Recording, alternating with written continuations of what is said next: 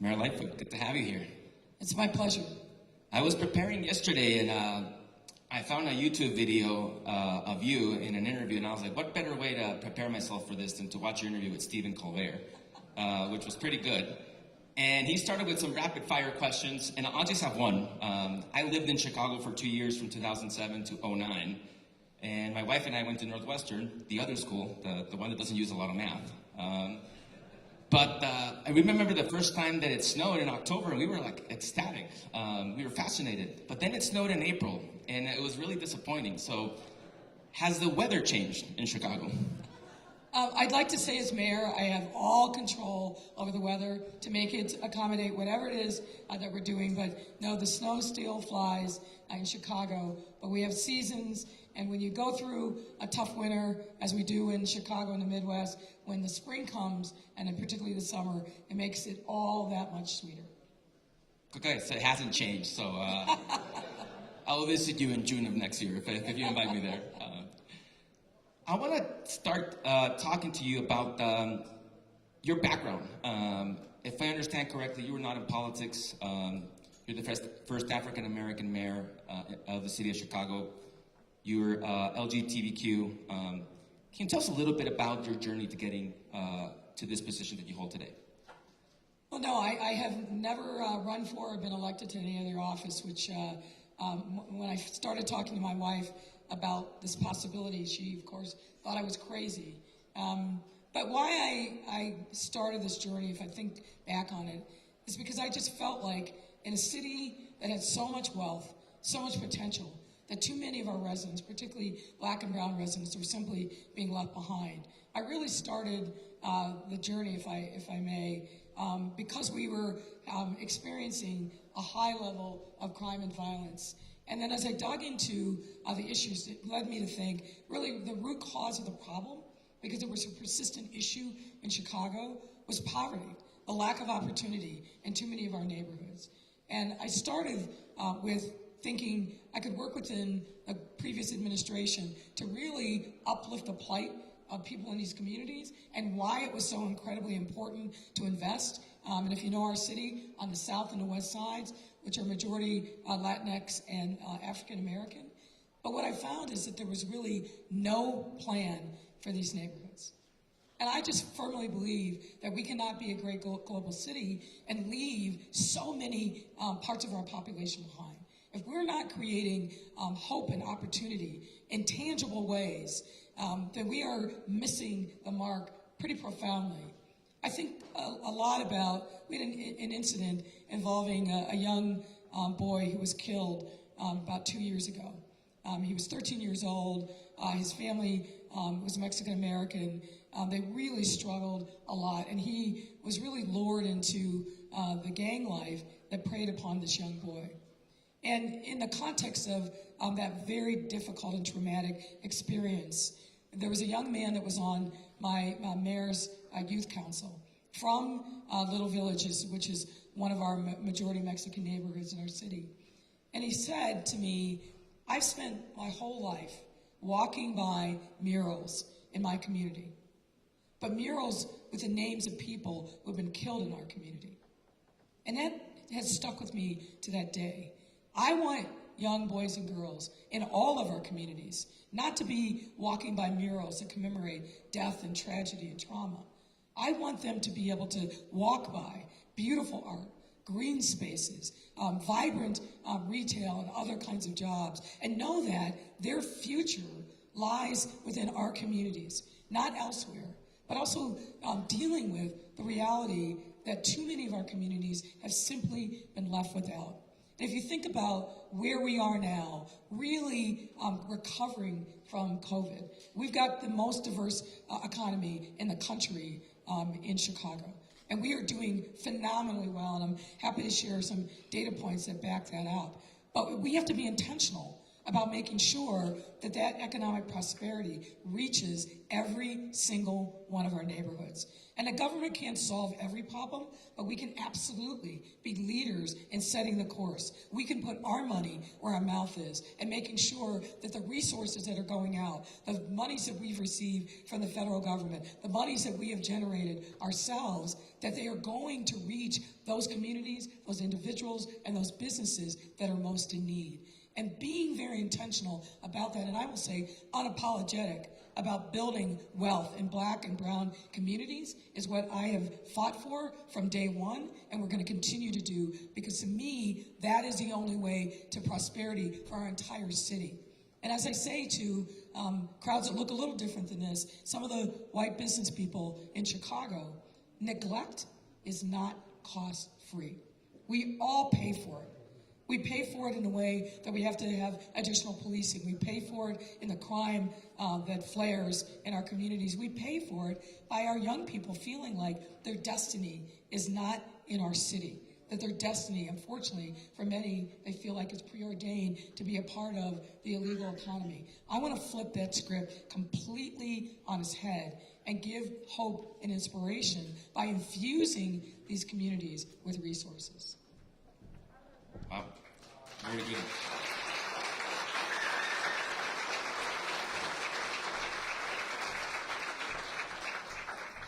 One of the things I was talking before I got up to the stage, I had a chance to meet Martin Cabrera, who I've read a lot about. I think to your point, one of the things that probably made you run office is sometimes the minority. Hey, all good. Hold that thought. Can we move or just froze? Do you want us to I think you can stay there. Just for a picture on the pause. There's a flurry of activity in the back of the room, which means something important is about to happen. Well, you know what happened? Somebody more important than you is going to show up, so we probably should stand up. And we defer.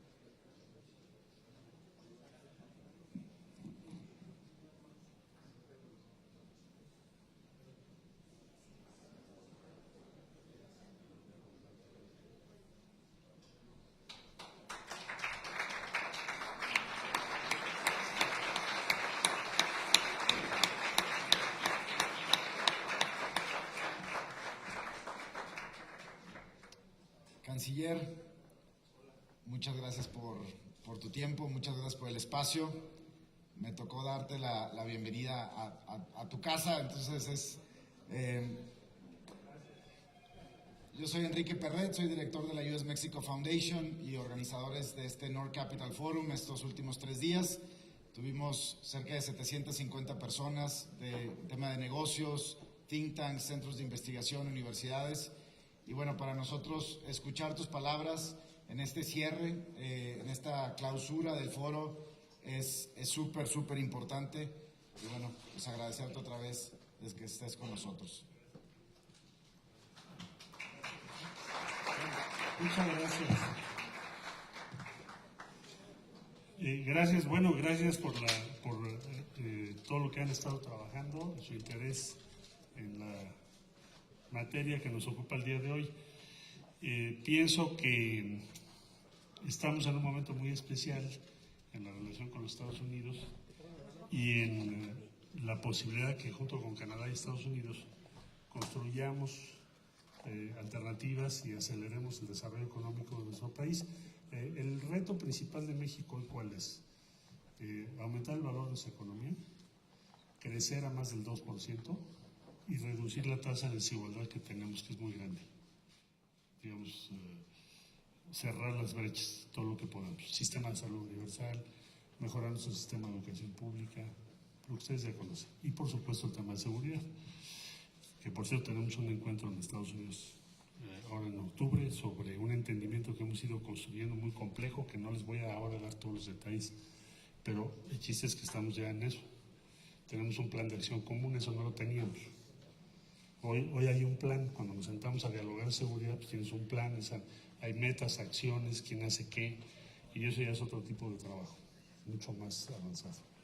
Quiero agradecer muy especialmente la presencia de todas y todos ustedes y a la alcaldesa de Chicago, darle las gracias de que nos acompañe el día de hoy aquí, que es una ciudad extremadamente importante para México. Muchas gracias por tu presencia.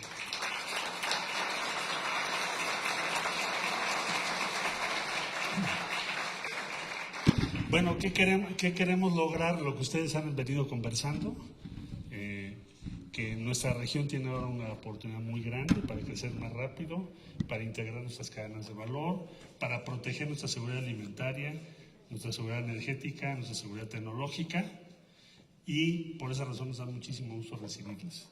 Veo que la mayor parte de las ponencias han ido en un sentido más o menos similar a lo que estoy comentando, de manera que parece que tenemos un consenso de qué es lo que tenemos que hacer, y hay que hacerlo, hay que implementarlo, y nos toca a los servidores públicos implementarlo. Por lo que hace a la Secretaría de Relaciones Exteriores, pues seguiremos haciendo todo lo que en nuestras manos esté para que podamos acelerar la integración de nuestros países, nuestras economías y nuestras sociedades. El 97% de las mexicanas y los mexicanos en el exterior están en Estados Unidos. Si sumamos Canadá, 98.2%. Entonces, y creciendo ese porcentaje. Y lo mismo nuestra inversión en el exterior. Ya no se diga la inversión que recibimos del exterior. Entonces, todo por lógica, por historia y sobre todo por futuro, nos lleva a que aceleremos esa integración entre nuestras sociedades, nuestras economías, nuestras culturas, y además tenemos también causas comunes. Entonces, bienvenidas, bienvenidos. Muchas gracias por estar en este foro tan importante en el que compartimos una visión común de qué es el futuro que debemos buscar. Cuenten con la Secretaría de Relaciones Exteriores y gracias por darme la bienvenida en esta que también es su casa. Muchas gracias a todas y a todos. Felicidades.